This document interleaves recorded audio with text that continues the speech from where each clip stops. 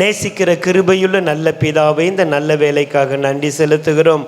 மீண்டும் ஒரு விசை ஆண்டவரே, முகத்தை நோக்கி பார்த்து உங்கள் சத்தத்தை கேட்டு உம்மோடு கூட நடந்து உம்மோடு கூட வேர்பற்றி நிலைத்து நிற்க இன்னும் ஒரு விசை எங்களுக்கு பாராட்டின கிருபைகளுக்காய் உள்ளத்தின் ஆழத்தில் இருந்து நன்றி செலுத்துகிறோம்.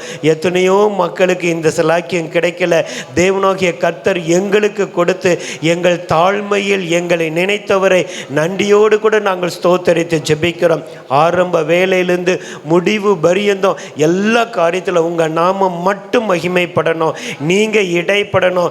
இதுவரையிலும் இல்லாத புதிய புதிய வெளிப்பாடுகள், புதிய புதிய கிருபைகள், புதிய புதிய காரியங்கள் இயேசுவின் நாமத்தில் எங்களுக்கு வரணும் கர்த்தாவே. ஏதோ வந்தோம் ஏதோ போனோம் என்று இல்லாதபடிக்கு ஏதாகிலும் ஒரு மாற்றம் இயேசுவின் நாமத்தில் எங்களுக்குள் இன்றைக்கு காணப்படணும் ஆண்டவரே. அவருக்குள் நிலைத்திருக்கிறேன் என்று சொல்லுகிறவன் அவர் நடந்தபடியே தானும் நடக்க கடவன் என்று 1 யோவான் 2:6 வாசிக்கிறோமே. அதே போல நாங்கள் வாழ்ந்து எங்கள் ஒவ்வொருவரையும் பார்க்கும்போது எங்களுக்குள் எங்கள் இயேசுவை பார்க்கும்படிக்கு ஒரு கிருபையை கர்த்தர் பாராட்டும்படியாக ஜெபிக்கிறோம்.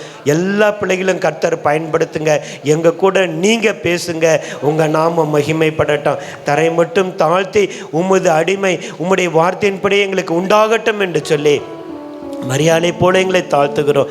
தேவ கிருபைகளுக்காய் கோடா கோடி நன்றி செலுத்துகிறோம். எங்கள் ஆண்டவராகிய இயேசு கிறிஸ்துவின் மகிமையுள்ள நாமத்தில் தாழ்மையோடு வேண்டி ஜெபிக்கிறோம் எங்கள் ஜீவனுள்ள நல்ல பிதாவே, ஆமென். என் தேவனே, என் அன்பனே, வந்திடுவீர் வல்லமையா என்ற துதி பாடலோடு நம் ஆராதனையை தொடங்குவோம்.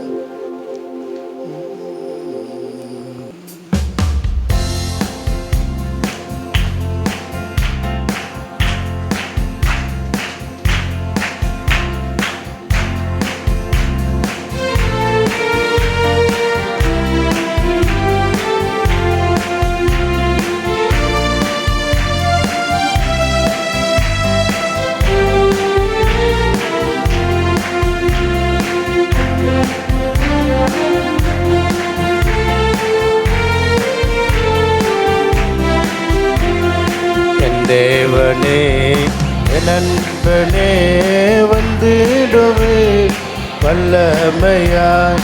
என் தேவனே, என் அன்பனே, வந்திடுவே வல்லமையாய். ரெண்டோ ஒன்றோ பேர்கள் எங்கே உண்டோ அங்கே நான் இருப்பேன்.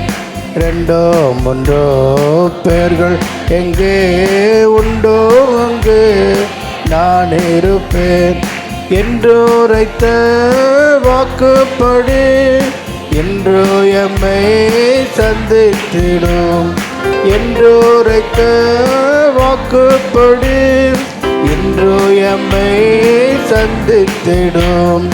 என் தேவனே, என் அன்பனே, வந்திடுவே வல்லமையாய். என் தேவனே, என் அன்பனே, வந்திடுவே வல்லமையாய்.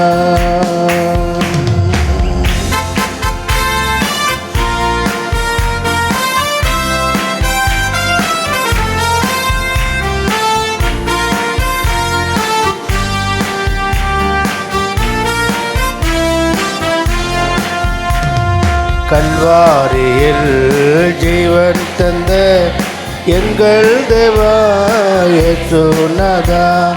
கல்வாரியில் ஜீவன் தந்த எங்கள் தேவா இயேசுநாதா. எங்கள் உள்ளம் வந்த நண்பா நிறைந்தமை துதித்திட. எங்கள்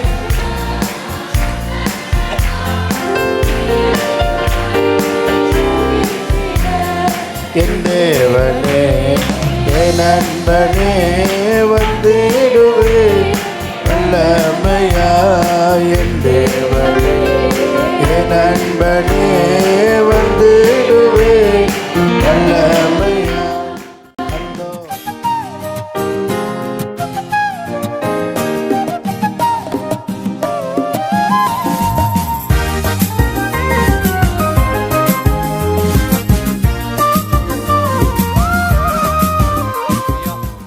ஆண்டுடைய பரிசுத்த நாமத்திற்கு மகிமை உண்டாவதாக. அப்போஸ்தலனாகிய பவுல் கொலோசியருக்கு எழுதின நிருபம் 3ஆம் அதிகாரம் 23, 24, 25 இந்த 3 வசனங்களை நாம் வாசிக்க கேட்போம். அப்போஸ்தலனாகிய பவுல் கொலோசியருக்கு எழுதின நிருபம் 3ஆம் அதிகாரம் 23, 24, 25 வசனங்களை நாம் வாசிக்க கேட்போம். நீங்கள்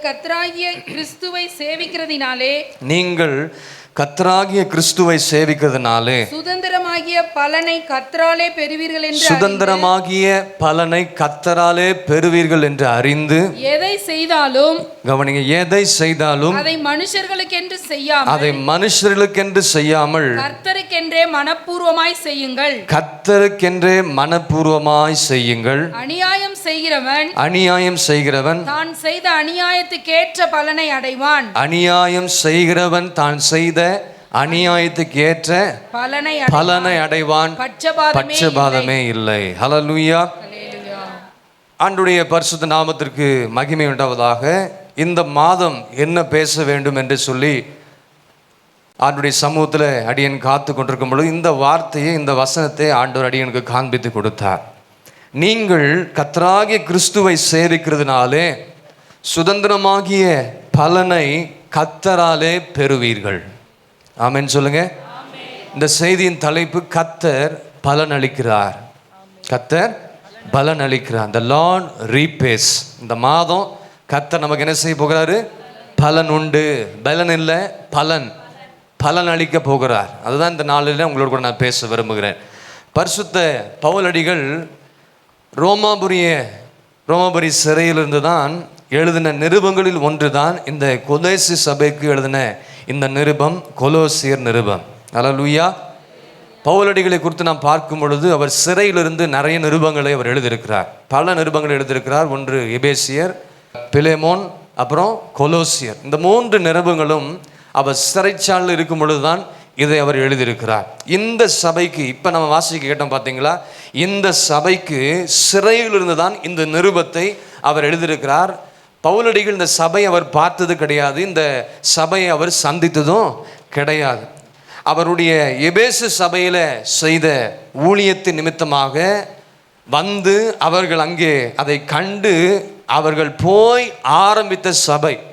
ஆனால் பவுலடிகள் அந்த சபையை சந்தித்தும் கிடையாது, அந்த சபையை குறித்து பார்த்ததும் கிடையாது. அப்படிப்பட்ட அந்த சபைக்கு, அந்த கொலோசு சபைக்கு எழுதும்போது தான் சொல்றாரு, நீங்கள் கர்த்தராகிய கிறிஸ்துவை சேவிக்கிறதுனாலே, நீங்கள் யாரு? கர்த்தராகிய கிறிஸ்து சேவிக்கிறதுனாலே சுதந்திரமாகிய பலனை யாரால பெறுவீங்க?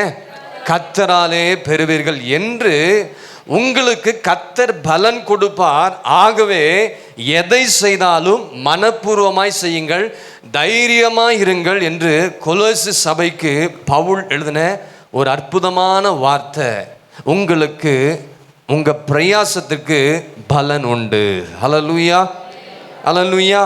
இதை யாருக்கு சொல்றார் அப்படின்னு கேட்டீங்கன்னா 22ஆம் வசனத்தை வாசிங்க. அதே அதிகாரத்துல 22ஆம் வசனம்.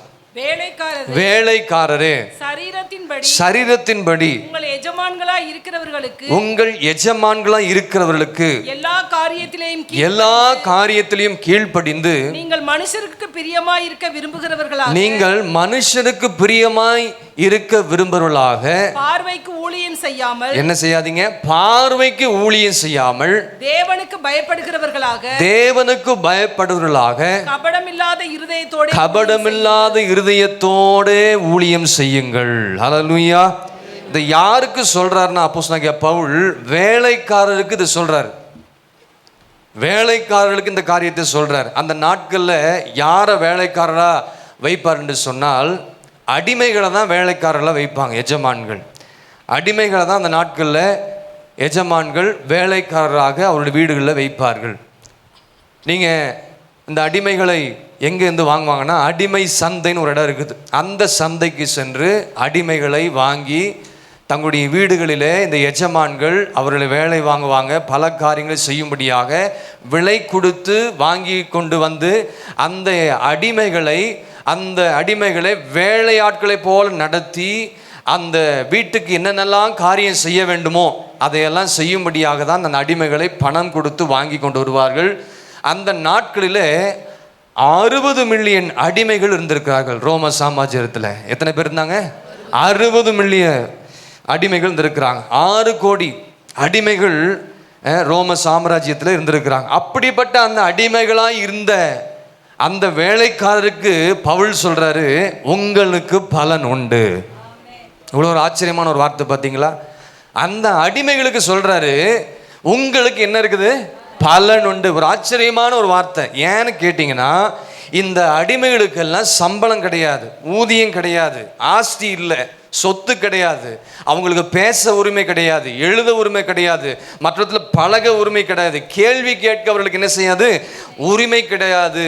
எந்த உரிமை இல்லாத இந்த அடிமைகளுக்கு தான் அவர் சொல்றாரு பவுல், உங்களுக்கு பலன் உண்டு. அல்லேலூயா. எந்த உரிமை இல்லாத, தாங்கள் செய்த வேலைக்கு எந்த சம்பளமும் வாங்க முடியாத அப்படிப்பட்ட அந்த அடிமைகளுக்கு அவர் சொல்லுகிறார், உங்களுக்கு என்ன உண்டு? பலன் உண்டு. என்ன சொல்ல வர்றாருன்னா, இந்த பூலோகத்தில் பூலோக எஜமான்கள் உங்க வேலைக்கு, உங்க உத்தமத்துக்கு, உங்க உண்மைக்கு அவர்கள் தகுந்த பலனை கொடுக்காமல் உங்களுக்கு இருக்கலாம். ஆனா பூலோக எஜமான்கள் சரியாக சம்பளம் கொடுக்காம இருக்கலாம், சரியான ஒரு ஊதியத்தை உங்களுக்கு கொடுக்காம இருக்கலாம். இந்த பூலோக எஜமான்கள் சரியா சம்பளம் கொடுக்காததுனால எந்த ஆஸ்தியும் அவங்களுக்கு இருக்காது, எந்த சொத்தும் அவங்களுக்கு இல்லாம இருக்கலாம். ஆனா பரலோகத்தில் ஒரு எஜமான் உண்டு. அந்த எஜமான் உங்களை பார்த்து கொண்டே இருக்கிறார். இவன் சரியா சம்பளம் கொடுக்காவிட்டாலும் பரவாயில்ல. யாரு? பூலோக எஜமான்கள் சரியா சம்பளம் கொடுக்காவிட்டாலும் பரலோகத்தின் தேவனானவர் உங்களுக்கு சம்பளத்தை கொடுப்பார். அல்லேலூயா. பரலோகத்தில் உங்களுக்கு பொக்கிஷம் சேர்த்து வைக்கிறார். இந்த எஜமான் ஏமாற்றுவான். எந்த எஜமான்? பூலோகத்தில் இருக்கிற எஜமான் ஏமாற்றுவான். ஆனா அந்த எஜமான் உன்னை என்ன செய்ய மாட்டான்? என்ன செய்ய மாட்டாரு? ஏமாற்ற மாட்டார். உன்னுடைய ஒவ்வொரு நடவடிக்கைக்குரிய பலன் பரலோகத்தில் மிகுதியாய் உண்டு. அல்லேலூயா. அதை விசுவாசித்து நீங்க பூலோகத்தில் உண்மையாய் வேலை செய்யுங்க, உங்களுக்கு பலன் உண்டு அப்படின்னு பவுல் வேலைக்காரராக இருந்த அடிமைகளுக்கு சொல்ற அந்த வார்த்தையை தான் நம்ம இங்க வாசி கேட்டோம். ஆமென். என்ன ஒரு ஆழமான கருத்து இங்க பவுல் எழுதிருக்கிறார் பாருங்க. சரி, இதை நமக்கு ஏன் சொல்றாருன்னு கேட்குறீங்களா? இது ஏன் நமக்கு சொல்றாரு? இது ஏன் சபைக்கு, ஏன் சபையில் இருக்கிற விசுவாசிகளுக்கு ஏன் இந்த வார்த்தையை சொல்றாருன்னா, ஒரு காலத்துல நாமெல்லாம் பாவத்திற்கு அடிமைகளா இருந்தோம். பாவத்திற்கும் அக்கிரமத்திற்கும் பலவிதமான காரியத்திற்கு நம்ம அடிமைகளாக இருந்தோம். சாராயத்துக்கு அடிமையாக இருந்தோம், போத வஸ்துகளுக்கு அடிமைகளாக இருந்தோம், பல காரியங்களுக்கு அடிமைகளாக இருந்த நம்மை இப்பொழுது ஆண்டவராக இயேசு கிறிஸ்து கல்வாரி சிலுவையிலே இரத்தத்தை சிந்து விளைக்கிரயம் கொடுத்து நம்மை மீட்டெடுத்து இன்றைக்கு நீங்களும் நானும் பாவத்திற்கு அடிமை இல்லை, இன்றைக்கு நீங்கள் நானும் இயேசுவுக்கு அடிமைகளாக இருக்கிறோம். அதை எத்தனை பேர் விசுவாசிக்கிறீங்க? அல்லேலூயா. அவருடைய அன்புக்கு நாம் அடிமைகளாக இருக்கிறோம். அதுதான் ரொம்ப முக்கியம். அல்லேலூயா. பாவத்துக்கு நம்ம பாவத்துக்கு அடிமைகளாக இருந்தோம். இப்போ நம்ம யாருக்கு அடிமையாக இருக்கிறோம்? ரோமர் 6ஆம் அதிகாரம் 22ஆம் வசனத்தை நம்ம வாசிக்க நம்ம கேட்போம். முன்ன நம்ம பாவத்திற்கு அடிமைகளாக இருந்தோம், இப்பொழுது நம்ம இயேசுவுக்கு நாம் அடிமைகளாக இருக்கிறோம். வாசிங்க ரோமர் 6:22. இப்பொழுது நீங்கள் பாவத்தினின்று விடுதலையாக்கப்பட்டு தேவனுக்கு அடிமைகளானதினால் பரிசுத்தமாகுதல் உங்களுக்கு கிடைக்கும் பலன் முடிவோ நித்திய ஜீவனை கர்த்தர் வைத்திருக்கிறார். அல்லேலூயா. பழைய ஏற்பாட்டில் நீங்க பார்த்தீங்கன்னா, பழைய ஏற்பாட்டில் இருக்கிற எஜமான்களும் கூட அங்கு அவர்கள் அடிமைகளை வைத்திருந்தார்கள். அந்த எஜமான்கள் விடுதலையின் வருஷம் வச்சிருப்பாங்க.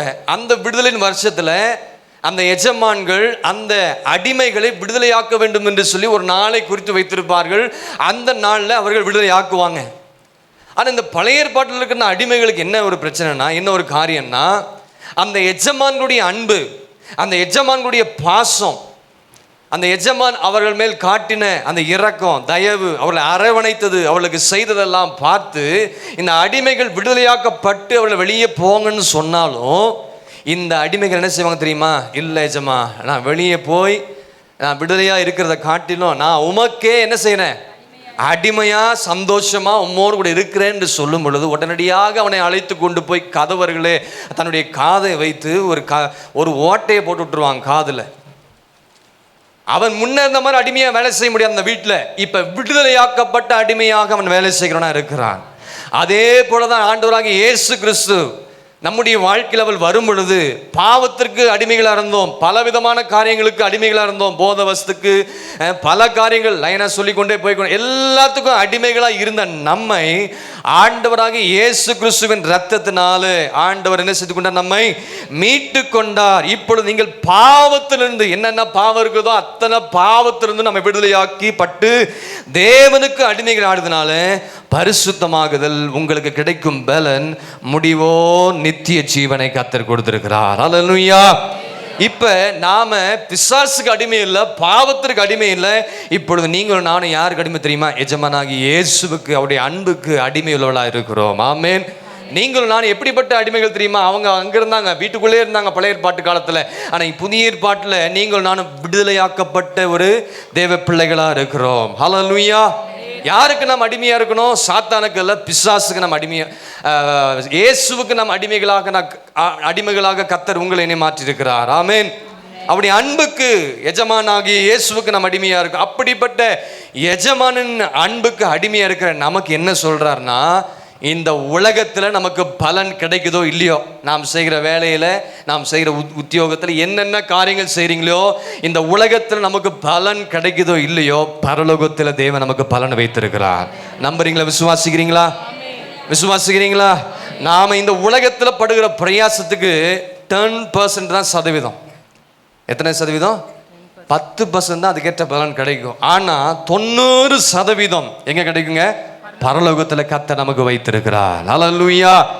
ஆகவே இந்த ஆறுதலினால, இங்க சொல்லப்பட்ட வார்த்தையின்படி இந்த ஆறுதலினால, இந்த விசுவாசத்தினால தொடர்ந்து தேவ பிள்ளைகளாக நாம் கர்த்தர் நம்ம எங்கெங்கெல்லாம் வைத்திருக்கிறாரோ அந்த இடத்துல இருந்து கர்த்தருக்காக வேலை செய்யுங்க, ஊழியங்களை செய்யுங்க. பரலோகத்தின் தேவன் தாமே சீக்கிரத்தில் அதுக்கேற்ற பலனை தருவார். ஹல்லேலூயா. அது மட்டுமல்ல, பூலோகத்திலும் அதுக்கேற்ற பலனை கர்த்தர் தருவார். கர்த்தர் நம்மை ஒருபோதும் என்ன செய்ய மாட்டாரு? கைவிட மாட்டார். ஒருவேளை நீங்க நினைக்கலாம், இதுவரை உங்கள் பிரயாசத்துக்கு, உங்க உழைப்புக்கு தகுந்த பலன் இல்லாமல் போயிருக்கலாம். ஆனா கர்த்தர் சொல்றாரு, எதிர்பாராததை கர்த்தர் உங்களுடைய வாழ்க்கையில கர்த்தர் செய்ய போகிறார். ஹல்லேலூயா. எதிர்பார்த்த பலன் இல்லாம போயிருக்கலாம், உங்களுடைய ஜெபத்திற்கு பலன் இல்லாம போயிருக்கலாம்.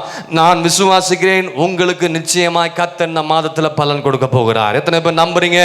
எத்தனை பேர் விசுவாசிக்கிறீங்க? கர்த்தர் செய்ய ஆரம்பித்து விட்டார். விசுவாசிக்கிறீங்களா? கர்த்தர் செய்ய ஆரம்பித்து விட்டார். உங்களுடைய காரியங்கள் ஜெயமா மாறும். உங்கள் காரியங்களை ஜெயமாய் கர்த்தர் முடிப்பார். உங்களுடைய தடைகளை எல்லாம் கர்த்தர் செய்வார், உடைத்தெறிய போகிறார். ஒரு அற்புதத்தை கர்த்தர் செய்வார்.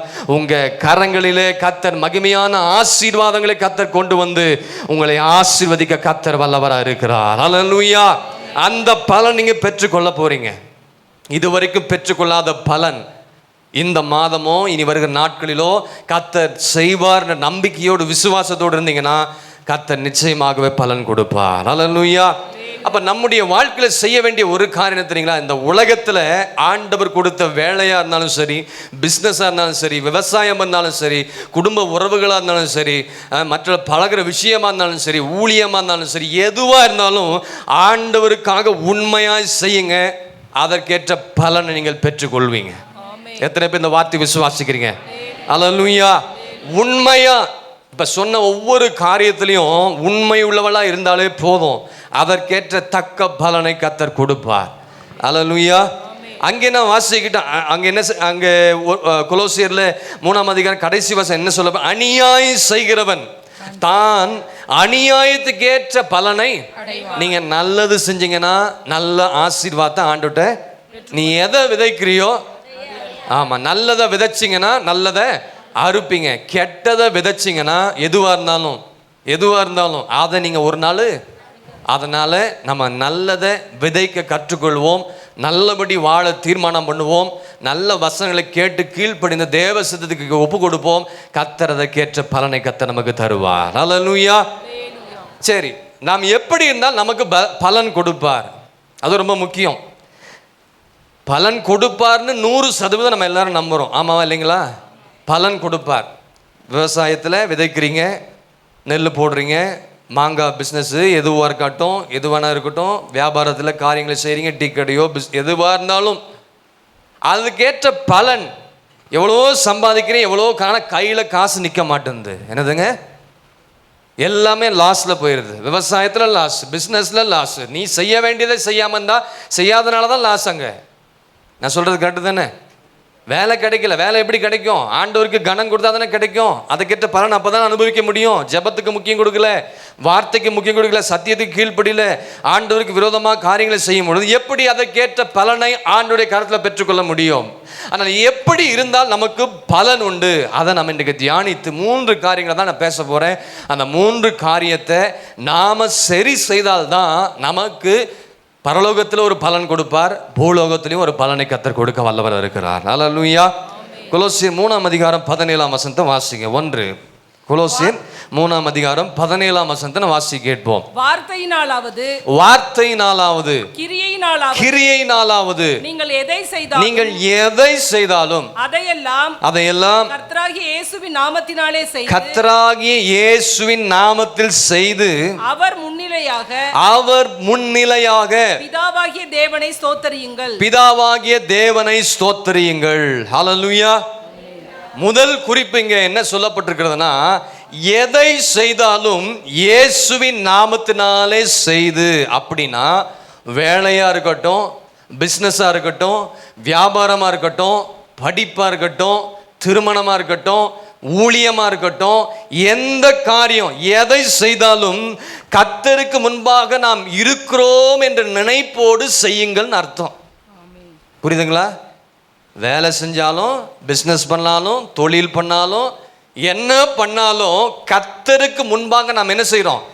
இருக்கிறோம் என்ற நினைப்போடு செய்யுங்க. அதுதான் ரொம்ப முக்கியம். இயேசு அதை தான் பார்க்கிறார். ஆண்டவர் என்ன பார்க்கிறார்னா, என்ன ஆண்டவர் வந்து என்ன பார்த்து கொண்டிருக்கிறார் என்கிற சிந்தையோடு செய்யணும்னு நான் சொல்ல வரேன். அல்லேலூயா. என்ன செஞ்சாலும் கர்த்தர் என்ன பார்க்கிறாரு, கர்த்தர் என்ன பார்க்கிறாரு, அவருக்கு முன்பாக நின்று கொண்டிருக்கிறேன். ஆகவே இந்த வேலையில் நான் எப்படி இருக்கணும், அந்த ஊழியத்தில் எப்படி இருக்கணும், இந்த பிஸ்னஸில் எப்படி இருக்கணும், படிப்பில் எப்படி இருக்கணும், அரசாங்கத்திலையோ தனியார்லையோ பிஸ்னஸோ என்ன பண்ணாலும் கர்த்தர் என்ன பார்க்கிறார் என்று நீங்கள் என்ன செய்யுங்க? அந்த சிந்தையோடு செய்யணும். எப்படி? எதை செய்தாலும் எப்படி செய்யணுமா? இயேசுவின் நாமத்திற்கு கனத்தை கொண்டு வருகிறதை போல செய்யணுமா? இயேசுவின் நாமத்துக்கு எங்க வேலை செய்றீங்க, எங்க இருக்கிறீங்க, எங்க பிசினஸ் பண்றீங்க, எந்த ஊர்ல இருக்கிறீங்க, ஆண்டுடைய நாமத்திற்கு கனத்தை கொண்டு வர மாதிரி செய்யணும். அவர் நாமம் மகிமைப்படுகிறது போல காரியங்கள் நீங்க செய்யணும். அல்லேலூயா. அப்படி செய்தால் பரலோகத்தின் தேவன் உங்களுக்கு என்ன கொடுப்பாரு? பலன் கொடுப்பார். கொடுப்பாரா கொடுக்க மாட்டாரா? நிச்சயமா கொடுப்பார். சுருக்கமா சொல்ல போனா உண்மையா செய்யுங்க. ஃபர்ஸ்ட் குறிப்பு அதுதான், உண்மையா செய்யுங்க. எதை செய்தாலும், என்ன பண்ணாலும், என்ன பேசினாலும், என்ன வேணா நீங்க செய்யலாம் வேலையில், அதை உண்மையா கர்த்தருக்கு பார்வை, கர்த்தர் என்ன பார்க்கிறார், அந்த பார்வை என் மேலே இருக்குது. அதனால என் அரசு வேலையிலையோ தனியார் வேலையிலோ எஜமான்களையோ நான் ஏமாற்றக்கூடாது, என் ஐடி ஃபீல்டில் நான் ஏமாற்றக்கூடாது, குறுக்கோளியில் போய் நான் சம்பாதிக்கக்கூடாது, குறுக்கோளியில் போய் எதையாச்சும் காரியத்தை செய்யணும்னு நினைக்கக்கூடாது. வியாபாரத்தில் எல்லாத்துலேயும் உண்மையுள்ள மனுஷன் பரிபூர்ண ஆசீர்வாதத்தை பெற்றுக்கொள்வான். அல்லேலூயா. இப்போ உண்மையா செய்யுங்கன்னா இதுக்கு ஒரு அர்த்தம் என்னன்னா, பவுல் அடிக்கடி ஒரு வார்த்தை சொல்றார் பைபிளில், வேதத்தில் அடிக்கடி ஒரு வார்த்தை சொல்லிக்கொண்டே இருப்பார். திரும்ப திரும்ப வார்த்தை பவுல் சொல்ல, ஊழியம் செய்யுங்கள். என்ன செய்யுங்க? ஊழியம் செய்யுங்கள். பக்கத்தில் கையை பிடிச்சு சொல்லுங்க, ஊழியம் செய்யுங்கள், ஊழியம் செய்யுங்கள், ஊழியம் செய்யுங்கள். எங்க அதை சொல்றாருன்னா, எஜமானுக்கு கீழே இருந்து வேலை செய்கிற வேலைக்காரனுக்கு சொல்வார். எங்க இருந்துங்க? எஜமானனுக்கு கீழே இருந்து வேலை செய்கிற வேலைக்காரன் தான் சொல்றாரு ஊழியம் பண்ணுங்க. குடும்ப வாழ்வில் சொல்வாரு, உங்க வேலையில சொல்வாரு, இந்த வேலைகளை செய்யும் பொழுது ஊழியம் பண்ணுங்கன்னு சொல்றாரு பவுல். வேலை செய்யும் போதும் சொல்றாரு, எஜமானு கீழே வேலை செய்கிறாங்க பார்த்தீங்களா, அவங்களுக்கும் சொல்கிறாரு, எஜமானனுக்கும் சொல்கிறாரு, குடும்ப வாழ்விலும் சொல்வார், உலக வேலையிலையும் சொல்வார். இந்த வேலைகள் நீங்கள் செய்யும் பொழுது கர்த்தருக்காக ஊழியம் செய்யுங்கன்னு சொல்கிறாரு. ஆமென். எபேசியர் 6:6 வாசிங்க. எபேசியர் 6ஆம் அதிகாரம் 6ஆம் வசனத்தை வாசிங்க. மனுஷருக்கு பிரியமாய் இருக்க விரும்புகிறவளாக, மனுஷருக்கு பிரியமா இருக்க விரும்புறவளாக, பார்வைக்கு ஊழியம் செய்யாமல். இன்னைக்கு நிறைய பேர் அவங்க பார்க்கணும் இவங்க பார்க்கணும் ஊழியம் செய்றாங்க, வேலை செய்றாங்க. பார்வைக்கு ஊழியம் செய்யாமல் கிறிஸ்துவின் ஊழியக்காரராக, கிறிஸ்துவின் ஊழியக்காரராக மனப்பூர்வமாய் தேவனுடைய சித்தத்தின்படி செய்யுங்கள். இதை யாருக்கு சொல்றாரு? முந்தின வசனத்தை வாசிங்க. வேலைக்காரரே, நீங்கள் கிறிஸ்துவுக்கு கீழ்ப்படுகிறது போல, நீங்க கிறிஸ்துவுக்கு கீழ்ப்படுகிறது போல சரீரத்தின்படி இருக்கிறவர்களுக்கும், உங்கள் எஜமான்களாய் இருக்கிறவர்களுக்கும் பயத்தோடும் நடுக்கத்தோடும் கபடற்ற மனதோடும் கீழ்ப்படிந்து உங்க வேலையை செய்யுங்கன்னு பவுல் சொல்றார். அப்ப அதற்கேற்ற பலனை பெற்றுக் கொள்வீங்க. நான் சொல்றது எத்தனை பேருக்கு புரியுது? அல்லேலூயா. வேலைக்காரரே, நீங்கள் கிறிஸ்துவுக்கு கீழ்ப்படுகிறது போல, எஜமானா இருக்கலாம், வேலைக்காரா இருக்கலாம். எஜமான்கள் இயேசுவுக்கு கீழ்ப்படிங்க, வேலைக்காரர்கள் எஜமானுக்கும் கீழ்ப்படணும், இயேசுவும் கீழ்ப்படினோம். அப்படி ஆண்டவருக்கு கீழ்ப்படிறது போல சரீரத்தின்படி உங்கள் எஜமான்களா இருக்கும் பயத்தோடும், அவர்களுக்கு எப்படி செய்யணுமா? பயத்தோடும் நடுக்கத்தோடும் கபடற்ற மனதோடும் என்ன செய்யணும்? கீழ்ப்படிந்து வேலை செய்யுங்க. அதற்கேற்ற பலனை நீங்கள் பெற்றுக் கொள்வீர்கள். ஒரு ஆமென் சொல்லிருங்க. அங்க போய் தேவையில்லாத வார்த்தை எஜமான்ட்ட பேசிட்டு இருக்க கூடாது. எஜமானும் வேலைக்காரனும் நல்லபடியா வைத்து அவனை பராமரிக்கணும். ஒரு ஆமென் சொல்லுங்க. அப்பதான் அதுக்கேற்ற பலனை எஜமான்கள் பெற முடியும், வேலைக்காரரும் பெற முடியும். ஆமென். வேலைக்காரருக்கு சொல்றாரு, நீங்கள் கர்த்தருக்கு ஊழியம் செய்யற மாதிரி செய்யுங்க. இங்க இருக்கிற எல்லாத்துக்கும் சொல்றேன், எனக்கு சொல்றேன், வேலை நான் ஆண்டவருக்கு ஊழியம் செய்யறேன். நீங்க கவர்மெண்ட் ஆஃபீஸ்ல இருக்கலாம், பிரைவேட்ல இருக்கலாம், பேங்க்ல இருக்கலாம், டாக்டர்ஸ் இருக்கலாம், ஐடி ஃபீல்டில் இருக்கலாம், பிஸ்னஸில் இருக்கலாம். என்ன காரியத்தை செய்தாலும் எப்படி செய்யணுமா? ஆண்டவருக்கு ஊழியம் செய்கிற மாதிரி பயத்தோடு நடுக்கத்தோடு செய்தாதான் அதற்கேற்ற பிளெஸ்ஸிங்ஸை நீங்கள் ஆண்டவர்கிட்ட பெற்றுக்கொள்ள முடியும். அது வரைக்கும் நீங்கள் எதையுமே என்ன செய்ய முடியாது. பிசாசும் ஆசீர்வாதத்தை கொண்டு வருவான். பிசாசும் ஆமாம், அதை ஆவியில் இருக்கவங்க நல்லபடியாக புரிந்து கொள்வாங்க. தருவான், ஆனால் திடீர்னு இடத்துல போய் என்ன செஞ்சிடுவான்? காலாவாரி உட்கார வச்சுதான் ரொம்ப ஜாக்கிரதையாக இருக்கணும். 1 தீமோத்தேயு 6:2, பிலிப்பியர் 2:22, 1 தீமோத்தேயு 3:1 இதெல்லாம் வாசித்து பார்த்துக்கொள்ளுங்க. 1 தீமோத்தேயு 6:2, பிலிப்பியர் 2:22, 1 தீமோத்தேயு 3:1 இதெல்லாம் வாசித்து பார்த்தீங்கன்னா உலக வேலைகளாக இருக்கட்டும், பெற்றோருக்கு பிள்ளைகளாக இருக்கிற அந்த உறவுகளாக இருக்கட்டும், எதுவாக இருக்கட்டும், அதை நீங்கள் ஊழியமாக செய்யுங்கன்னு அப்போஸ்தலனாகிய பவுல் சொல்கிறாரு. அல்லேலூயா. ஆமாம், குடும்ப உறவுகளாக இருக்கட்டும், குடும்ப வாழ்க்கையாக இருக்கட்டும், சொந்த பந்தங்களாக இருக்கட்டும், எல்லாத்துக்கிட்டையும் கிறிஸ்துவுக்கு பயப்படிந்து கீழ்ப்படிந்து அதை ஆண்டவருக்கு ஊழியம் செய்கிற மாதிரி உங்கள் குடும்ப வாழ்க்கை கட்டி எழுப்பணும்னு சொல்கிறார். அப்படி ஆச்சரியமான ஒரு வார்த்தை சொல்கிறத நம்ம இங்கே பார்க்குறோம். உலக வேலைகள் இருந்தாலும், குடும்ப உறவுகளாக இருந்தாலும், எஜமானனுக்கு வேலைக்காரனாக இருந்தாலும், இயேசுவுக்கு எப்படி ஊழியம் செய்கிறீங்களோ அதுபோல பயபக்தியாய் அந்த வேலையை செய்யுங்கன்னு அப்படின்னு சொல்கிறாரு. ஹல்லேலூயா. அதுக்கு பேர் தாங்க ஊழியம். அதுக்கு பேர் தான் ஊழியன்னா என்ன நினைக்கிறோம் நம்ம? மைக்கு பிடிக்கணும், கீபோர்டு வாசிக்கணும், பாட்டு பாடணும், ஆராதனை நடத்தணும், அது ஒரு ஊழியம்தான். இது ஒரு ஊழியம். என்ன ஊழியம்? அது மட்டும் ஊழியம் கிடையாது. இப்போ நான் பேசுகிறேன் பார்த்தீங்களா, அதுவும் நமக்கு ஒரு ஊழியம். நம்முடைய அனுதின வாழ்க்கையில், வேலையில், குடும்பத்தில் எதை செய்தாலும் கர்த்தருக்கு செய்கிற ஊழியமாய் பயத்தோடு ஜெபத்தோடு செய்யுங்க. உங்களுக்கு பரலோகத்தில் உங்களுக்கு ஒரு பலன் இருக்கிறது, பூலோகத்திலும் கர்த்தர் உங்களுக்கு பலன் கொடுக்க வல்லவராக இருக்கிறார். அல்லேலூயா. அப்போ அப்படி உண்மையாக இருந்தால் உங்கள் உத்தமத்தை பார்த்து உங்கள் எஜமான் யாருங்க? நீங்கள் வேலை செய்கிறீங்களா அந்த இடத்துல எஜமான் ஒரு சம்பளம் கொடுப்பார். பரலோக எஜமான் 2 சம்பளத்தை கொடுப்பார். அல்லேலூயா. உங்கள் உத்தமத்தை, உங்கள் உண்மையை, உங்கள் செயலை, உங்கள் நடவடிக்கையை பார்த்து பூலோக எஜமான் 1 சம்பளம் கொடுப்பாரு, பரலோக எஜமான் 2 சம்பளம். உண்மையாக இருந்தால் 2 சம்பளம் உண்டு. எத்தனை பேருக்கு 2 சம்பளம் வேணும்? ஏன் கையை வைத்த மாட்டீங்களா? திடீர்னு உங்கள் வேலையில் திடீர்னு ப்ரொமோஷன் வந்து சம்பளத்தை அதிகப்படுத்துவாங்க. அப்போ நீங்கள் ஆண்டவர் நினைவுக்கு நன்றி சொல்லணும். அல்லேலூயா. இந்த சம்பளத்தை வைத்து என் குடும்பத்தை ஓட்ட முடியலன்னு நினைக்கிறீங்க, உங்கள் சம்பளத்தை கர்த்தர் கூட்டுவார். எத்தனை பேர் விசுவாசிக்கிறீங்க? பிஸ்னஸில் கூட்டுவார். ஆமாம், விவசாயம் பண்ணுறீங்களா, அங்கே கூட்டுவார். ஐடி ஃபீல்டு, கவர்மெண்ட்டில் ஆனால் நீங்கள் ஆண்டவருக்கு ஊழியம் செய்கிற மாதிரி உங்கள் வேலையில் பொறுப்பாக இருக்கணும். அதுதான் ரொம்ப முக்கியம். அல்லேலூயா. சபையில் ஒரு வேலை கொடுத்தாலும் சரி, சபையில் ஒரு வேலை கொடுத்தாலும் சரி, கூட்டுறதோ பெருக்கிறதோ நம்ம பசங்க நல்லபடியாக செய்கிறாங்க. எதுவாக இருந்தாலும் ஆண்டவருக்கு ஊழியம் செய்கிற மாதிரி, பார்வைக்காக நம்ம எதுவும் செய்யக்கூடாது. அதுக்கேற்ற பலன் நம்ம என்ன செய்ய முடியாது, பெற்றுக்கொள்ள முடியாது. ஆகவே டபுள் ப்ரொமோஷனை கத்த இந்த மாதம் தருவார். விசுவாசிக்கிறீங்களா? இப்படி பேசினாலும் தலையாட்ட மாட்டேன்றீங்க. நான் எப்படி பேசுறதுன்னு எனக்கு தெரியல. நான் பேசினாவே சிலருக்குலாம் அலர்ஜி ஆகுது. வசனத்தை தான் பேசிட்டு போகிறேன். இன்றைக்கி நல்ல வார்த்தையை, ஆசீர்வாதமான வார்த்தையை கத்தர் கொடுத்துருக்கிறார். ஆனாலும் சிரிக்கவும் மாட்டேன்றீங்க, மகிழ்ச்சியாக அந்த வார்த்தையை என்ன செய்ய மாட்டேன்றீங்க, ஏற்றுக்கொள்ள மாட்டேன்றீங்க. இப்போ எப்படி நீங்கள் எதெல்லாம் பெற்ற பெற ஆயத்தமாக இருக்கீங்கன்னு எனக்கு தெரில.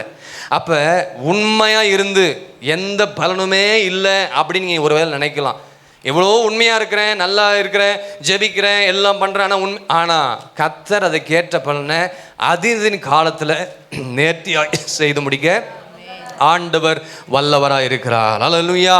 உங்கள் கஷ்டம் ஆண்டவருக்கு தெரியும், உங்கள் புலம்பல் ஆண்டவருக்கு தெரியும், உங்கள் பாடு ஆண்டவருக்கு தெரியும், உங்கள் போராட்டம் என்ன என்பதை எல்லாம் தெரியும். அத்தனை கஷ்டங்கள் மத்தியிலும் நீங்கள் ஆண்டவருக்கு உண்மையாக இருந்தீங்கன்னா, அப்படி உண்மையாக இருக்கிறத பார்த்து ஆண்டவர் ஒருபோதும் என்ன செய்ய மாட்டார், சும்மா இருக்கவே மாட்டார். சும்மா இருக்க மாட்டார். என்ன செய்வார், வானத்தின் பலகணிகளை திறந்து இடம் கொள்ளாமல் போகும் மட்டும் உங்களை கனம் பண்ணி ஆசீர்வதிக்க கர்த்தர் வல்லவராக இருக்கிறார். அல்லேலூயா. நம்பினா ஸ்தோத்திரம் பண்ணுங்க, விசுவாசித்தா ஸ்தோத்திரம் பண்ணுங்க. அல்லேலூயா.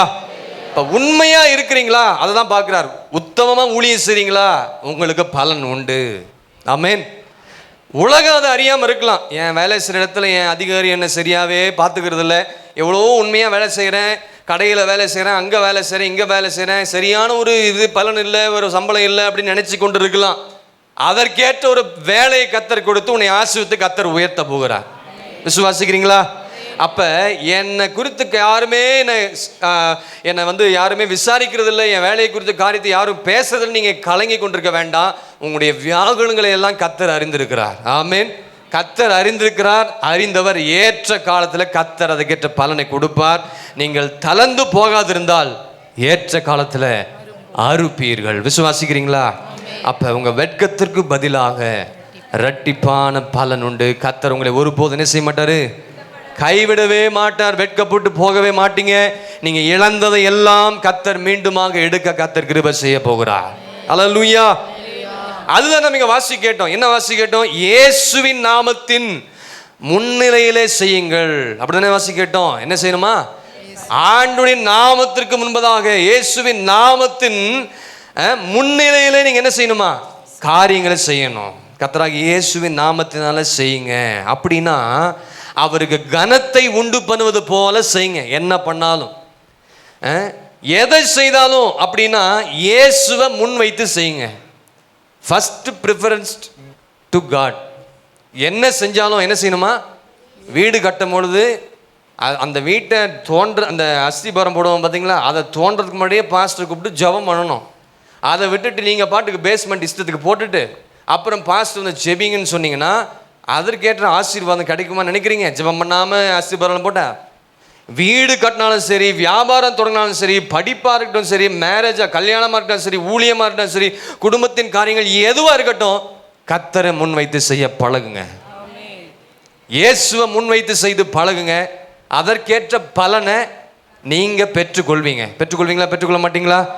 இயேசுவுக்கு முதலிடம் கொடுத்தால், இயேசுவுக்கு முதலிடம் கொடுத்து செய்தால் எதுவாக இருந்தாலும் அதில் உங்களுக்கு ஏற்ற பலன் கிடைக்கும்.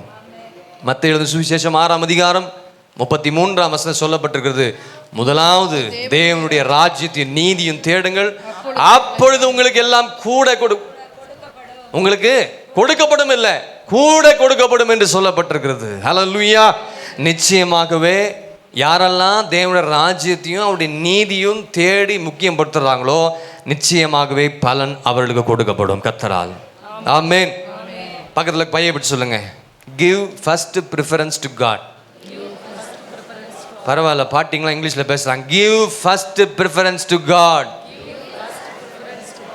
ஆமாம், எங்கே போனாலும் இந்த பாட்டிங்களுக்கு என் மேலே ஏன் அப்படி அன்புன்னு தெரில. பரவாயில்ல, ஸ்ரீலங்காலையும் அப்படி தான் இருக்குது, காஞ்சிபுரத்துலையும் அப்படி தான் இருக்குது. பாட்டிங்க தான் நம்மளை விசாரிக்கிறாங்க ஃபோன் பண்ணி கூட. அல்லேலூயா.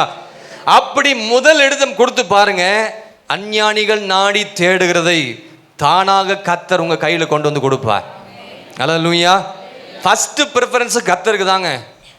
ஆண்டவருக்கு கொடுக்காம உலகத்திற்கு போய், இப்போ தான் உலகத்தின் மேலே நீங்கள் ஆசைப்பட்டு உலகத்தின் காரியங்களை செய்தீங்கன்னா ஒரு பலனும் பெற்றுக்கொள்ள முடியாது. பிஸ்னஸில், வேலையில், படிப்பில், தொழிலில், ஊழி எதுலையுமே ஒரு ஆசீர்வாதத்தை நீ சுதந்திரத்து கொள்ள முடியாது, கர்த்தரை கனம் பண்ணாமல் இருந்தீங்கன்னா. ஆகவே கர்த்தரை கனம் பண்ணுங்க, கர்த்தருக்கு முதலிடம் கொடுத்து பழகுங்க.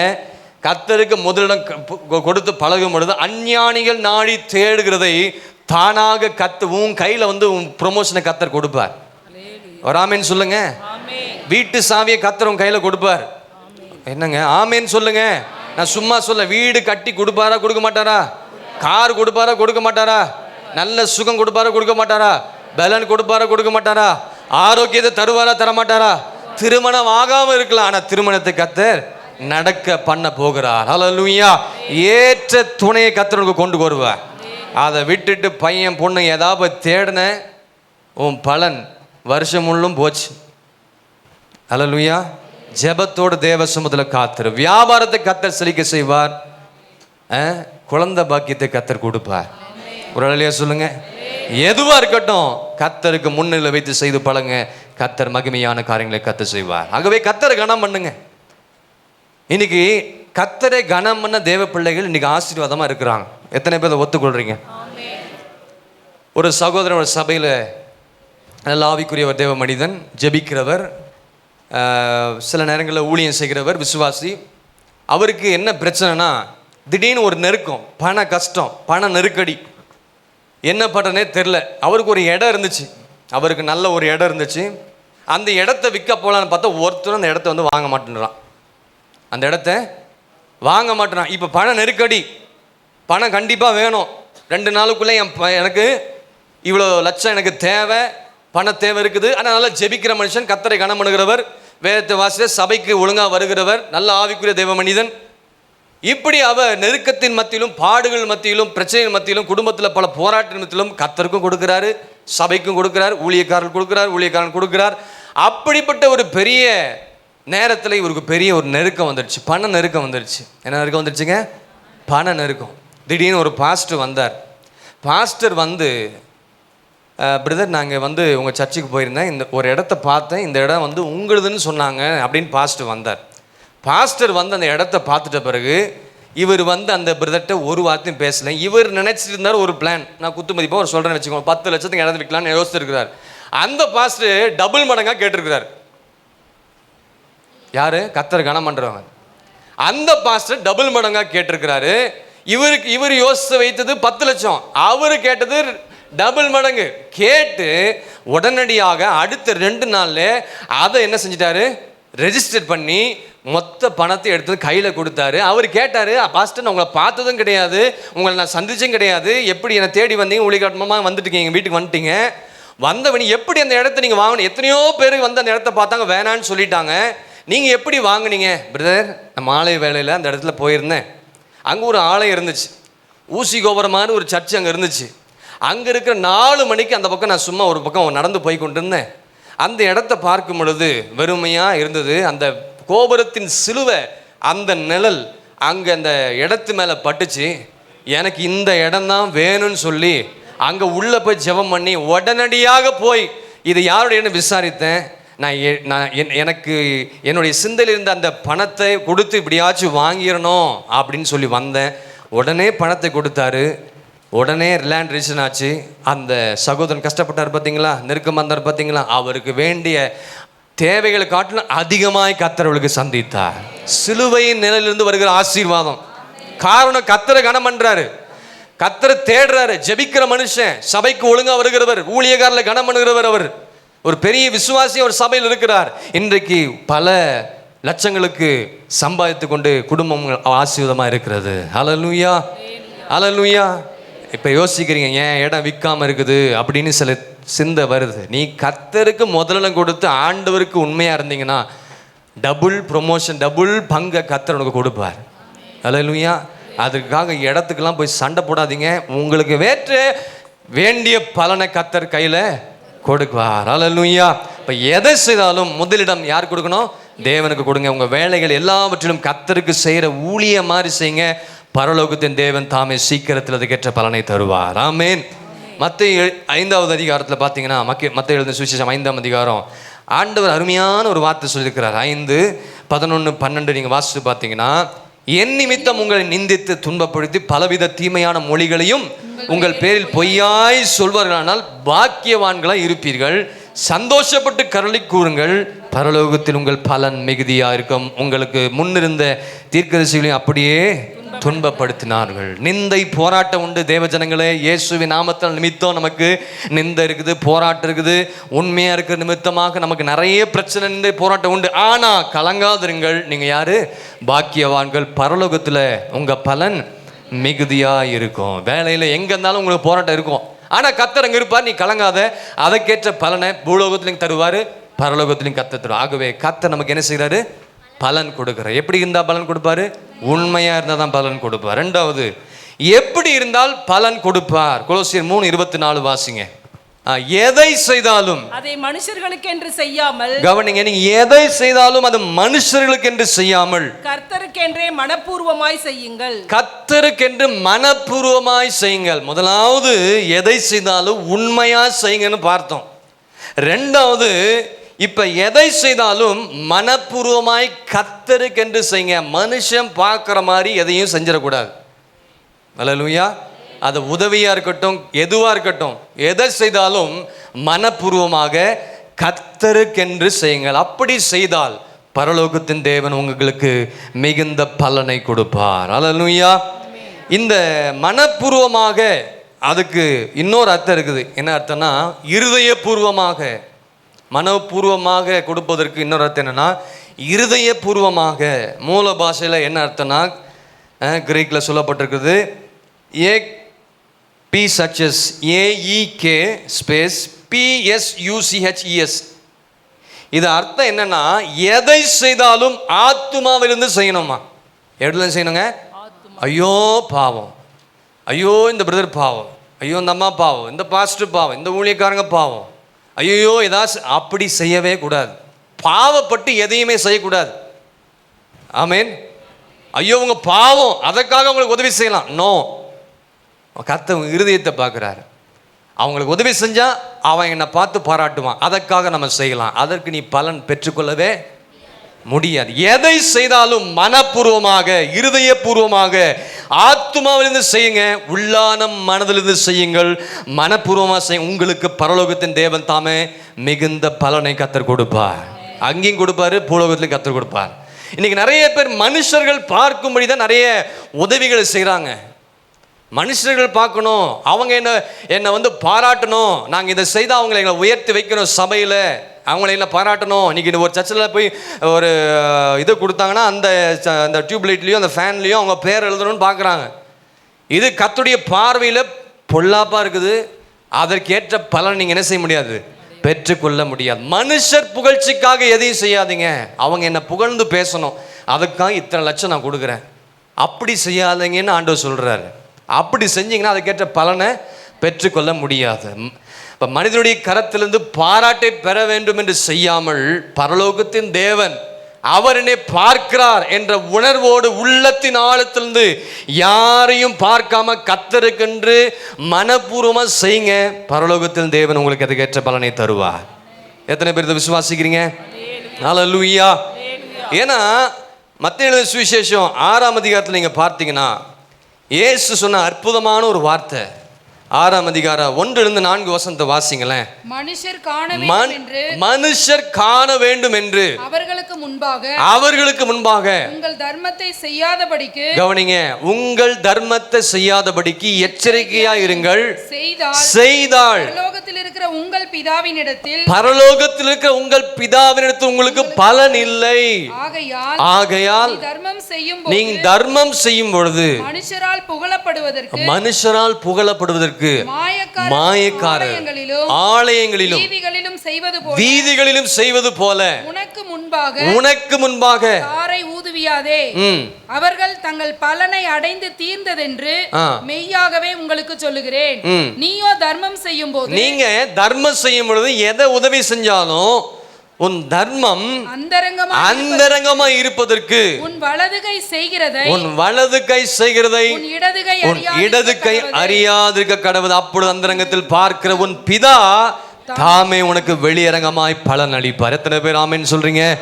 எத்தனை பேர் இந்த வார்த்தைக்கு கீழ்ப்படிய போறீங்க? எத்தனை பேர் இந்த வசனத்துக்கு கீழ்ப்படிய போறீங்க? ஹல்லேலூயா. இப்ப எதை செய்தாலும் ஆண்டவருக்கு என்று சொல்லுங்க. மனுஷனுடைய புகழ்ச்சிக்காக செய்யாதீங்க, மனுஷனுடைய பார்வைக்காக செய்யாதீங்க. அவர்களுக்கு முன்பாக அவர்கள் தர்மத்தை செய்யாதபடிக்கு எச்சரிக்கையா இருங்க. அவங்க பார்க்கணும், இவங்க பார்க்கணும், நான் கொடுக்கறத இவங்க பார்க்கணும். அப்படி பரலோகத்தில் உங்களுக்கு உங்கள் பிதாவிடத்தில் உங்களுக்கு பலன் இல்லை. நீங்க செய்யும் பொழுது எப்படி செய்யணுமா? உன் வலது கை செய்கிறதை உன் இடது கை அறிய. அப்பதாங்க அந்தரங்கத்தில் இருக்கிற பார்க்கிற உங்கள் பிதா தாமே உங்களுக்கு. இப்ப புரியுதா ஏன் உங்களுக்கு பலன் கிடைக்கல, ஏன் உங்களுக்கு ஆசீர்வாதம் கிடைக்கல, ஏன் அதை ரெட்டிப்பா உங்களுக்கு தரலன்னு? மனுஷர் காணுகிறபடி எதையுமே வாழ்க்கையில் செய்ய. இந்த நாட்களில் கிறிஸ்துவ உலகத்தில் பார்த்தீங்கன்னா எல்லாருமே மனுஷன் பார்க்குற மாதிரி தான் செய்கிறாங்க. கிறிஸ்துவ உலகத்தில் நிறைய பேர் மனுஷன் பார்க்கணும், நாங்கள் செய்கிற உதவியை பார்க்கணும், நாங்கள் செய்கிற காரியத்தை பார்க்கணும் அப்படின்னு எல்லாரும் பார்க்க. ஒரு உதவி செஞ்சுட்டு செய்ய போனால் உடனே ஒரு ஃபோட்டோ எடுத்துக்கிறாங்க. ஒரு உதவி செஞ்சால் ஒரு ஃபோட்டோ. எதுக்கு அந்த ஃபோட்டோ? ஆண்டவர் உதவி செஞ்சுட்டு ஃபோட்டோ எடுத்தாரா? இல்லையே, தேவையில்லை அந்த ஃபோட்டோ. நான் எங்கேயுமே போனால் ஃபோட்டோ எடுக்க மாட்டேன். என்ன கிஃப்ட் பாக்ஸுக்கு தான் ஃபோட்டோ கொடுப்பேன். ஏன்னா அத்தனை பேர் காசு கொடுக்குறாங்க. அவங்களுக்கு நான் என்ன செய்யணும்? வாயில் சொன்னாலும் அதை நான் அவங்களை அனுப்பிச்சாதான் அவங்களுக்கு தெரியும், ஓ இப்படிலாம் செய்கிறாங்க. அதுக்கு மாத்திரம் தான் ஃபோட்டோ எடுப்பேன். சுகம் கிடைக்குது, அது கிடைக்குதுக்கெல்லாம் ஃபோட்டோவே தேவை கிடையாது. இதெல்லாம் யார்? மனுஷரை பிரியப்படுத்தணும், தாங்கள் பிரியப்படுத்த விருப்பப்படுறாங்க. இன்றைக்கி இருக்கிற யங் ஜெனரேஷன் சர்ச் பாஸ்டர்ஸ்லாம் பார்த்தீங்கன்னா, ஒரு விசுவாசி என்கிட்ட ஒருத்தர் சொன்னார். சென்னையில் ஒரு பெரிய ஆள், அவர் எல்லா மீடியாவில் பெரிய ஆளாக இருக்கிறார், கிறிஸ்டியன் மீடியாவில். பாஸ்டர், இப்போ நடக்கிற இந்த ஊழியங்கன்னா அந்த யங் ஜெனரேஷன் வராங்க பார்த்தீங்களா, யாருமே எந்த ஒரு பாஸ்டர் கீழே இருந்து யாரும் வரது கிடையாது. பைபிள் காலத்தை முடித்த உடனே நேராக சர்ச்சை ஆரம்பிச்சிடுறாங்க. அந்த சர்ச்சு எப்படி டெவலப் ஆனது எனக்கு தெரியல, ஆனால் டெவலப் ஆகிறதுக்கு ஒருத்தர் இருக்கிறான், நான் புரோக்கர். அல்லேலூயா. 10,000 கொடுங்க, உங்களை இன்ஸ்டாகிராமில் நான் ஃபேமஸ் ஆக்கிறேன்னு என்ன ஒருத்தன் கேட்டார். தமிழ்நாட்டில் எல்லாத்துக்கும் 10,000 மட்டும் கொடுங்க இன்ஸ்டாகிராமில். இதுக்கெல்லாம் ஆள் இப்படிலாம் இருக்குது. எதுக்கு? மனுஷரை பிரியப்படுத்துகிற மாதிரி ஊழியம் செய்கிறார்கள் இன்றைக்கு. இதுதான் உண்மை. அந்த நாட்கள் நடந்த ஊழியங்கள்லாம் வித்தியாசம், இப்போ நடக்கிற ஊழியங்கள் வித்தியாசம். பிரபலமாக 10,000 ரூபா கொடுத்துட்டா போதும், யூடியூப்பில் நீங்கள் ஃபேமஸ் ஆகிடலாம். உண்மையாக ஊழியம் செய்கிறவங்க அது ஒரு பக்கம் தனியாக இருக்குது, அவங்கள குறித்து நான் சொல்லலை. உண்மையாக நல்ல FGBC நான் அவங்களெல்லாம் மெசேஜை கேளுங்க, ஏசி ஆவடி மெசேஜை கேளுங்க, நம்ம சபை மெசேஜை கேளுங்க. கண்ட மெசேஜையும் கேட்டு குழப்பிட்டு உட்கார்ந்து கொண்டிருக்காதீங்க. ஒரு நிலையாக சொல்லுங்கள். அப்போ இந்த நாட்களில் கிறிஸ்துவ உலகத்தில் மனுஷன் புகழ்வதற்காக தான் இன்றைக்கி நிறைய பேர் காரியங்கள் செய்கிறாங்க. நீங்கள் அப்படி செய்யாதீங்க. Whatever you do for Jesus, do for his glory. இயேசுவுக்காக செய்யுங்க, அவருடைய மகிமைக்காக செய்யுங்க. ஆராதனையாக இருக்கட்டும், பாடலாக இருக்கட்டும், ஜெபமாக இருக்கட்டும், எதுவாக இருக்கட்டும், நான் கர்த்தருக்கு கொடுக்கிறேன், கர்த்தருக்காக செய்கிறேன், கர்த்தர் பார்க்கிறார் என்று கர்த்தருக்காக மனப்பூர்வமாக செய்தால், மனப்பூர்வமாக கொடுத்தா அதற்கேற்ற பலன் நீங்கள் ஆண்டுடைய கரத்தில் பெற்றுக்கொள்வீங்க. ஹல்லேலூயா. இப்படி செய்தால் அதற்கு பேர் தான் மனப்பூர்வமாக இருதயத்தோடு செய்கிறவர்களுக்கு பரலோகத்திலும் சரி பூலோகத்திலும் அதுக்கேற்ற பலன் உண்டு. ஆமென். ஆமாம், வெளியே போனால் தான் நிறைய விஷயம் தெரியுது. இன்னொரு விஷயம், மனுஷன் பார்வைக்கு நீங்கள் செய்தீங்கன்னா, மனுஷனை புகழ வேண்டும் என்ன அப்படி செஞ்சீங்கன்னா அதுக்கு பேர் தான் மாய்மாலம். அதுக்கு பேர் என்னங்க? கலாத்தியர் 6ஆம் அதிகாரம் 7ஆம் வசனத்தை வாசிங்க. மோசம் போகாதிருங்கள், தேவன் தம்மை பரியாசம் பண்ண விட்டார். போதும், மோசம் போகாதிருங்க. இதெல்லாம் மோசம் போகாம இருங்க. தேவன் தம்மை பரியாசம் பண்ண கர்த்தருக்கு கொடுக்கிறோம் என்று சொல்லிட்டு மனுஷருக்கு முன்பாக கொடுக்கிறது, மனுஷன் புகழ்வதற்காக, கர்த்தருக்காக நான் இதை செய்கிறேன், கர்த்தருக்காக இதை கொடுக்கிறேன் என்று டபுள் மைண்டோடு செய்கிறாங்க. இதெல்லாம் என்னன்னா மாய்மாலமான ஒரு ஜீவியம். அல்லேலூயா. இது மனப்பூர்வமாக செய்கிறது இல்லை, இது மாய்மாலம் பண்ணி கொண்டிருக்கு. அதற்கேற்ற பலனை கர்த்தரிடத்தில் பெற்றுக்கொள்ள முடியாது. அனனியா சப்பீரால் பார்த்தீங்களா, அப்படிதான் செஞ்சாங்க. அப்போஸ்தலர் 5ஆம் அதிகாரத்தில் எப்படி கொடுத்தாங்க? தங்கள் ஆசியை விற்று கொண்டு வந்து வைச்சாங்களே இல்லையா? வைத்தாங்க, உண்மைதான். அவங்க ஃபர்ஸ்ட் பண்ண தப்பு என்ன தெரியுங்களா? விற்பதற்கு விசுவாசம் இருந்துச்சு, ஆனால் கொடுப்பதற்கு அந்த விசுவாசம். ஒரு பங்கை வஞ்சித்து வைத்தார்கள். அதில் கர்த்தருக்கு ரொம்ப கோபம் அவங்க மேலே. இன்னைக்கு எத்தனை பேர் மனப்பூர்வமாக செய்கிறீங்க தான் கர்த்தர் பார்க்குறாரு. நீ எவ்வளோ கொடுக்குறியோ, லட்சம் கொடுக்குறியோ, கோடி கொடுக்குறியோ, அதை பார்க்கல. மனப்பூர்வமுள்ள இருதயத்தோடு கர்த்தருக்கு கொடுக்கும் பொழுதுதான் அதற்கேற்ற பலனை நீங்கள் பெற்றுக்கொள்ள முடியும். ஆமீன். ரெண்டாவது ஏன் கொடுத்தாங்க அனனியா சப்பீரால்னா, அப்போஸ்தலர் 4ஆம் அதிகாரத்தில் அங்கே ஒரு ஆள் வராரு. அந்த பர்னபாவை குறித்து நம்ம அங்கே பார்க்கிறோம். அப்போஸ்தலர் 4ஆம் அதிகாரம் 36, 37 வசனங்கள். சீப்புரு தீவானும் லேவியனும் அப்போஸ்தலராலே ஆறுதலின் மகன் என்று அர்த்தம் கொள்ளும் பர்னபா என்னும் மறுபேர் பெற்றவனுமாகிய யோசே என்பவன் தனக்கு உண்டாயிருந்த நிலத்தை விற்று அதன் கிரயத்தை கொண்டு வந்து அப்போஸ்தலருடைய பாதத்தில் வைத்தான். ஹல்லேலூயா. அனனியா சப்பீராலும் கொடுத்தாங்க. விசுவாசம் இருந்துச்சு. கொடுக்கும் போது அந்த விசுவாசம் இல்லை, அதுல ஒரு பங்கை வஞ்சித்து வைத்தாங்க. கர்த்தர் அவர்கள் மேல் கோபமா இருந்தார். ஆமா இல்லையா? ஏன் கொடுத்தாங்க? அவன் கொடுக்குறான், நானும் கொடுக்குறேன். ஓ, இவரு கொடுக்குறாரு, நானும் செய்யணும், நானும் உதவி பண்ணணும், நானும் தர்மம் பண்ணணும், நான் ஊழியங்களுக்காக செய்யணும் அப்படின்னு தான் கொடுத்தாங்க. அது பார்த்த உடனே நான் பர்னபாவை காட்டிலும் நான் மோர் ஸ்பிரிச்சுவலா இருக்கிறேன் அப்படின்னு யார் சொன்னா? அனனியா சப்பீரா அப்படி நினைச்சாங்க. நான் அவனை காட்டிலும் நல்ல ஆவிக்குரியவன், அவன் கொடுத்த நான் அதிகமாக கொடுப்பேன்னு சொல்லி தான் கொடுத்தாங்க. பார்வைக்கு கொடுத்தாங்க, மனப்பூர்வமாக கொடுக்கல, மாய்மாலமோடு கொடுத்தாங்க. கொடுக்க முடியுமா அப்படின்னு சொல்லி எங்களால் கொடுக்க முடியாத விசுவாசத்தோடு கொடுக்கல. விசுவாசிகளாம் பார்ப்பதற்கு, பேதுரு பார்ப்பதற்கு அவர்கள் பார்வைக்கு கொடுத்தார்கள். அதற்கு பேர் தான் மாய்மாலம். அல்லேலூயா. நீ ஊழியக்காரர் கொடுக்குறீங்களோ, ஊழியங்களுக்கு கொடுக்குறீங்களோ, மிஷனரி மால் கொடுக்குறீங்களோ, ஏழை எளிய மக்களுக்கு உதவி செய்கிறீங்களோ, எப்படி கொடுக்கணும்னு கர்த்தர் உங்க இருதயத்தை பார்க்கிறார். மாய்மாலம் பண்ணி கொடுக்கக்கூடாது. மனப்பூர்வமா உள்ளத்தின் ஆழத்திலிருந்து இருதயபூர்வமாய் கொடுத்து பாருங்க. அவர்களுக்கு கர்த்தர் ஏற்ற பலனை கர்த்தர் கொடுப்பார். அல்லேலூயா.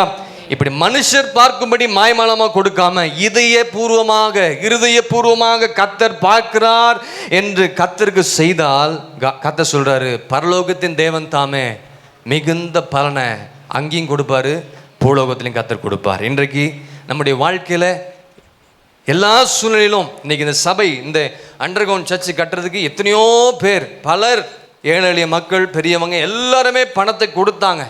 அதற்கேற்ற பலனை அவங்க பெற்றிருக்கிறாங்க. நான் விசுவாசிக்கிறேன். ஒரு அல்லையா சொல்லுங்க, ஒரு அல்லையா சொல்லுங்க. ஊழியங்களுக்கு, பல காரியங்களுக்கு எல்லாம் கொடுத்துருக்கிறீங்க. அதற்கேற்ற பலன் நீங்க பெற்றுக்கொள்ள போறீங்க இந்த மாதத்தில். ஒரு ஆமென் சொல்லிருங்க. அல்லேலூயா.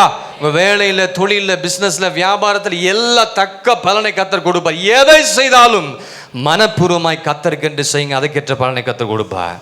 ஒரு காரியத்தை கர்த்தர் ஆண்டவர் ஒரு காரியத்தை சொல்கிறார் பாருங்களேன், அடையாளம் படுத்துறாரு. யாரை கேட்டிங்கன்னா, ஒரு ஏழை விதவை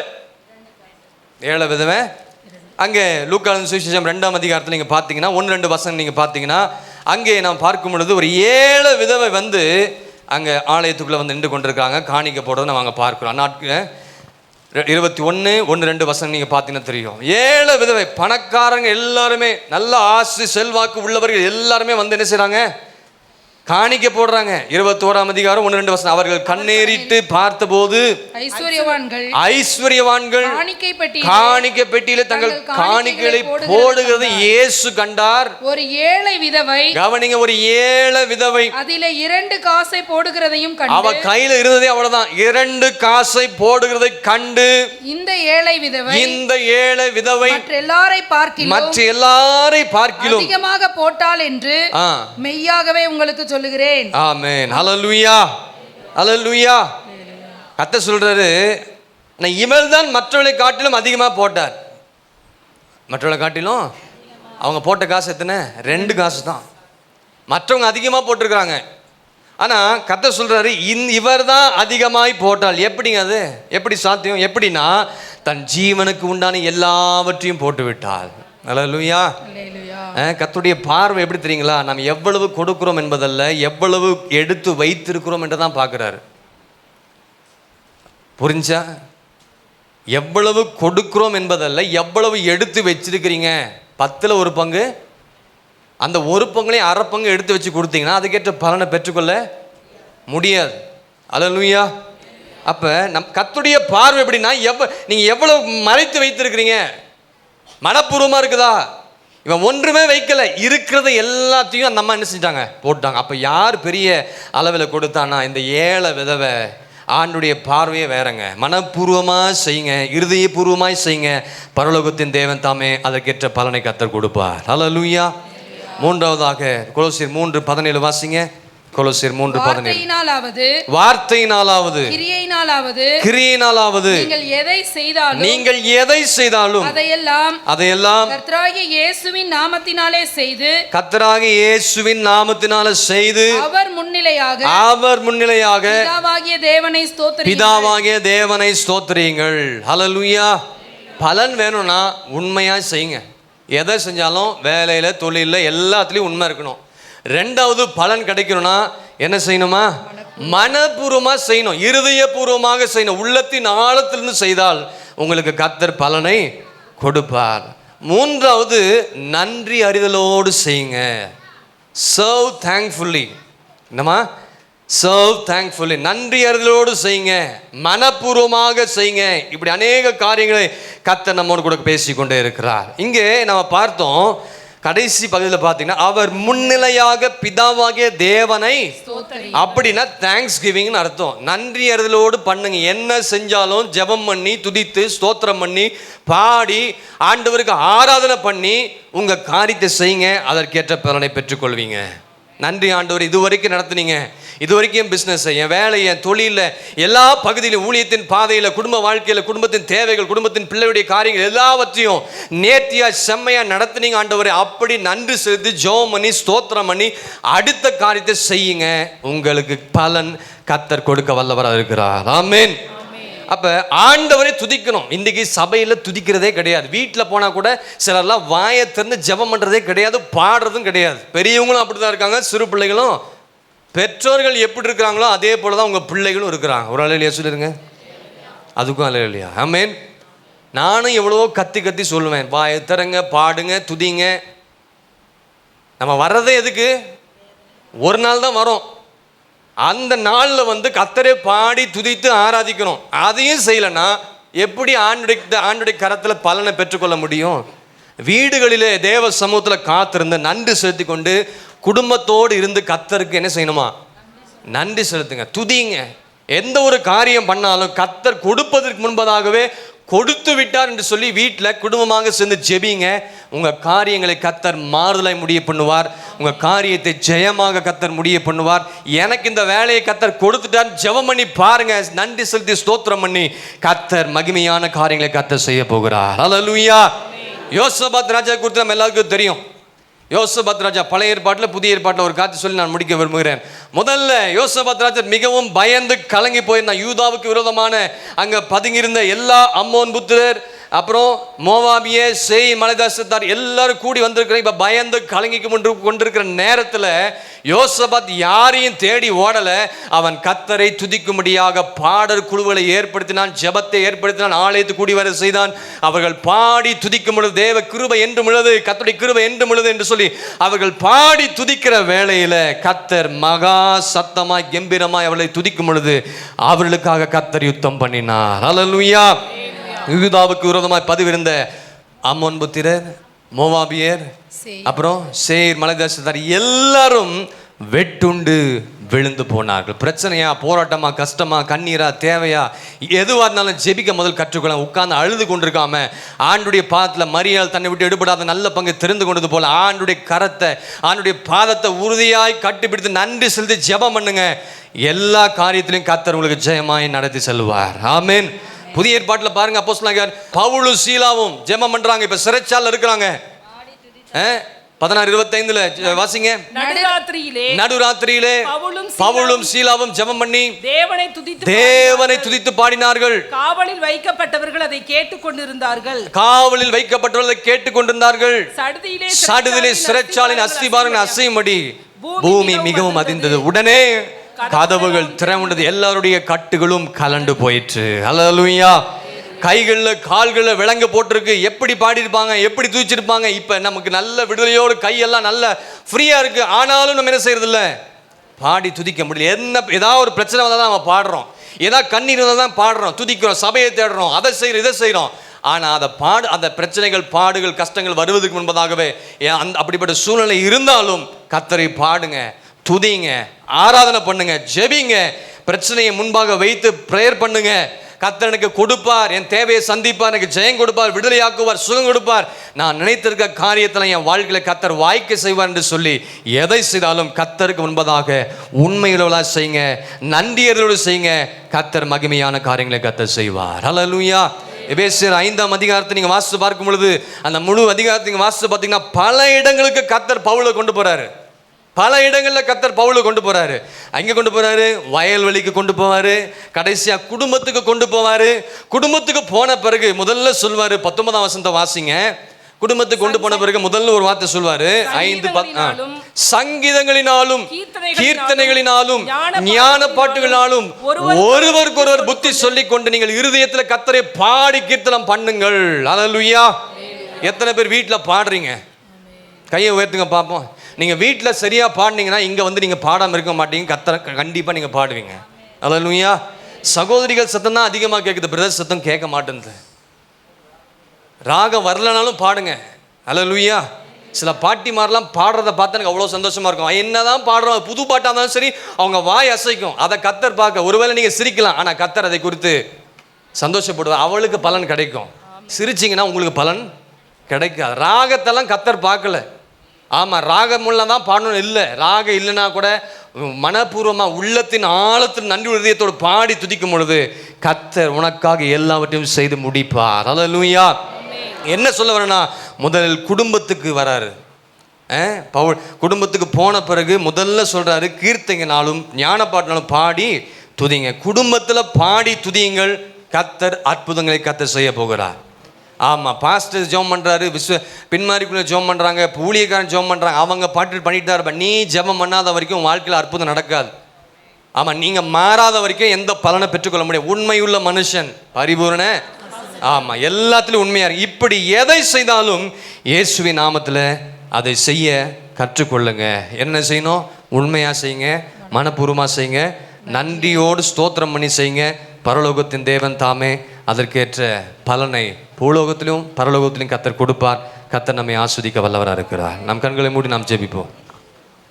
உண்மை வழி நடந்திடும் உத்தமனுக்கென்றும் கர்த்தர் துணை. உண்மை வழி நடந்திடும் உத்தமனுக்கென்றும் கர்த்தர் துணை.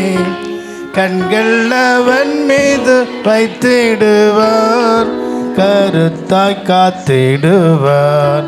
கண்கள் அவன் மீது வைத்திடுவார், கருத்தாய் காத்திடுவார்.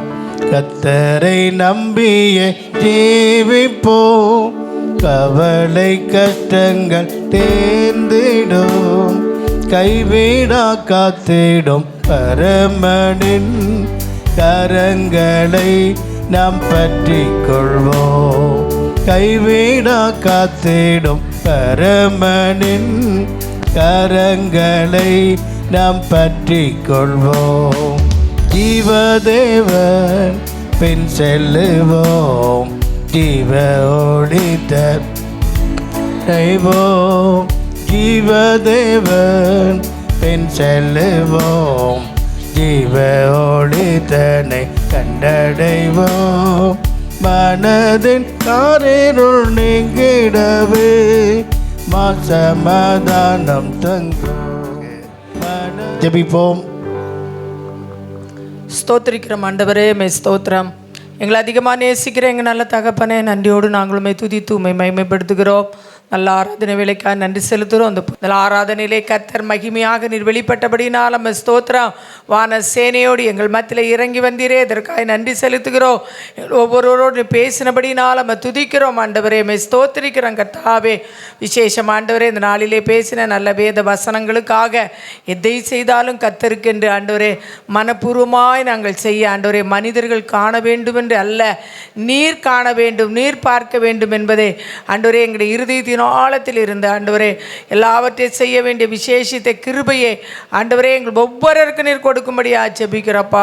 ஸ்தோத்திரம். உம்முடைய கிருபையும் உம்முடைய இரக்கமும் உம்முடைய தயவும் எங்களோடு இருக்கிறபடினால நம்ம ஸ்தோத்திரிக்கிறோம். சபை ஆசீர்வதியும், ஜனங்களை ஆசீர்வதியும் ஆண்டவரே. ஆராதனையில் கலந்து கொண்ட கர்த்தருடைய பிள்ளைகள் ஒவ்வொருவரையும் நீர் ஆசீர்வதிக்கும்படியா ஜெபிக்கிறோம். உம்முடைய சமூகத்தில் வந்த ஒருவர் வெறுமையாய் திரும்பி போகாதபடி கடந்து செல்லும் போது உம்முடைய சமூகம் அவர்களோடு செல்லட்டும். சமாதானத்தோடு, சந்தோஷத்தோடு, ஆறுதலோடு கடந்து செல்ல கர்த்தர் நீர் கிருபை பாராட்டும் ஆண்டவரே. எங்களுடைய ஆலயத்தில் இருக்கிறீர், எங்களை காண்கிறீர், எங்களை பார்த்து கொண்டு இருக்கிற ஆண்டவரே. எங்களை முற்றிலும் தாழ்த்தி உம்முடைய கரத்தில் ஒப்பு கொடுக்கிறோம். ஆசீர்வதியும். இன்று உம்முடைய வருகை இருக்குமானால் நாங்கள் யாவருடைய வருகையில் காணப்பட உதவி செய்யும். இயேசுவின் நாமத்தில் கேட்கிறோம் பிதாவே, ஆமென். என் ஆத்துமாவே கர்த்தரை ஸ்தோத்திரி, என் முழு உள்ளமே அவருடைய பரிசுத்த நாமத்தை ஸ்தோத்திரி. என் ஆத்துமாவே கர்த்தரை ஸ்தோத்திரி, அவர் செய்த சகல உபகாரங்களையும் மறவாதே. ஆமென். நம்முடைய கர்த்தராகிய இயேசு கிறிஸ்துவின் கிருபையும் பிதாவாகிய தேவனுடைய அன்பும் பரிசுத்தாவின் ஐக்கியமும் இன்றும் என்றும் சதா காலங்களிலும் நம் அனைவரோடும் கூடவே இருப்பதாக. ஆமென். அல்லேலூயா, அல்லேலூயா, அல்லேலூயா. கர்த்தர் உங்களை ஆசீர்வதிப்பாராக.